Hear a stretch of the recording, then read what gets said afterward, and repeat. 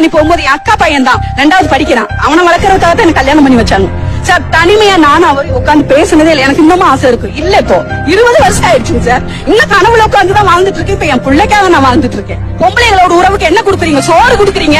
மிஞ்ச போனாங்க மாமனார் மாமியாருக்கு ஒரு நாள் டேஸ்ட் சட்டம் ஃபெஸ்டிவல் வாங்கி தருவீங்க. உங்க குடும்பத்துக்கு நாங்க பண்ண நீங்க விட்டுருவீங்களா? உங்க தங்கச்சிக்கு கல்யாணம் பண்ணணும், உங்க தங்கச்சி பிள்ளைகளுக்கு நாங்க கொலைகாப்பு பண்ணணும், அது குழந்தை வந்துச்சுன்னா அதுக்கு வேற பண்ணணும் சார்.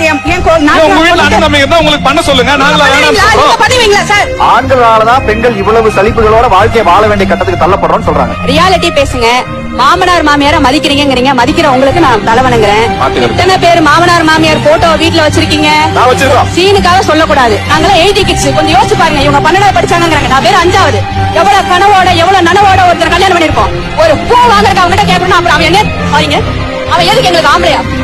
எத்தனை பேரு கொண்டாட்டிக்கு சொல்லாம ஒரு நாள் பூ வாங்கி கொடுத்துருப்பாங்க? சொல்லுங்க பாப்போம். இதுதான் பிடிக்கும் பொம்பளைக்கு. யாராவது ஒருத்தர் சொல்லுங்க, என் பொண்டாட்டிக்கு இது பிடிக்கும்னு. தெரியாது. ஏன்னா நாங்க சகிப்புத்தன்மையோட வாழ்றதுனாலதான் நீங்க இன்னைக்கு கோட்டு சூட்டு போட்டுட்டு உட்கார்ந்துருக்கீங்க. நாங்க சகிப்புத்தன்மை இல்லைன்னா நீங்க சட்டைகள் சுத்தினோம், நாங்க ஜம்முன்னு இருக்கோம். ஆம்பளை ஒரு பொண்ணை மட்டம் தட்டுறதுக்கு சொல்ற வார்த்தை உனக்கு ஒண்ணும் தெரியாது, உனக்கு ஒண்ணும் தெரியாது, உனக்கு ஒண்ணும் தெரியாது. எனக்கு என்ன தெரியும்? எனக்கு தெரியும். உனக்கு தெரியலன்னா நான் என்ன பண்றது? ஆனா இன்னைக்கு நான் எப்படி தெரியுமா இருக்கேன் சார்?